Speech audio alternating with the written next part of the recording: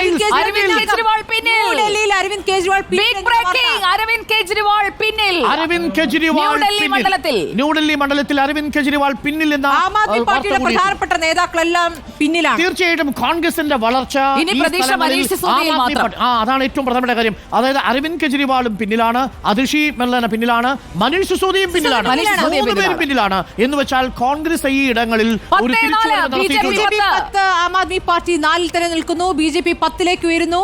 App 4, BJP 10, Congress 0. BJP postal ബാലറ്റിൽ വലിയ മേധാവിത്വമാണ് കാഴ്ചവെച്ചുകൊണ്ടിരിക്കുന്നത്. ആദ്യഘട്ടത്തിൽ ആം ആദ്മി പാർട്ടിക്ക് ചെറിയ സൂചനകൾ ഉണ്ടായിരുന്നെങ്കിലും, സാധ്യതയുണ്ടായിരുന്നെങ്കിലും ഇതാ ആം ആദ്മി പാർട്ടി പിന്നിലേക്ക് പോകുന്നു. BJP ഇരട്ടിയിലധികം സീറ്റുകളുമായി പോസ്റ്റൽ ബാലറ്റിൽ കുതിക്കുന്ന കാഴ്ചയാണ് പ്രേക്ഷകർ കാണുന്നത്. ഇത്തവണ ഡൽഹിയിൽ താമര വിരിയുമോ എന്നതാണ് പ്രധാനപ്പെട്ട ചോദ്യം. Lotus bloom in Delhi.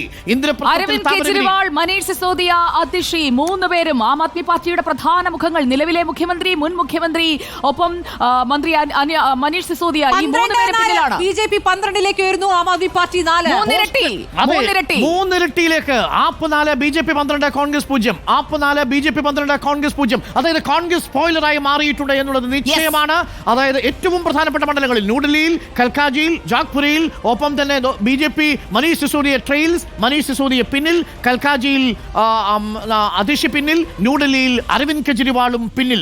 പ്രമുഖരായിട്ടുള്ള 3 നേതാക്കളും ആം ആദ്മി പാർട്ടി നേതാക്കളും പോസ്റ്റൽ ബാലറ്റിൽ പിന്നിലാണെന്നാണ് ലഭിക്കുന്ന വിവരം. BJP ഇവിടങ്ങളിൽ അടിച്ചു കയറുകയാണ്. പോസ്റ്റൽ ബാലറ്റുകൾ മാത്രമാണ്, പക്ഷേ ഇതൊരു സൂചനയാണോ ആം ആദ്മി അരവിന്ദ് കെജ്രിവാൾ ഇതുപോലെ പിന്നിലായിട്ടില്ല. അരവിന്ദ് കെജ്രിവാൾ ഇക്കഴിഞ്ഞ തെരഞ്ഞെടുപ്പുകളിൽ ഒന്നും പിന്നിലായിട്ടില്ല. പോസ്റ്റൽ ബാലറ്റ് BJPയിൽ പർവേഷ് വർമ്മയാണ് മുന്നിൽ കേട്ടോ. BJPയിൽ പർവേഷ് വർമ്മ, സാഹിബ് സിംഗ് വർമ്മയുടെ മകൻ പർവേഷ് വർമ്മ. ന്യൂഡൽഹി മണ്ഡലം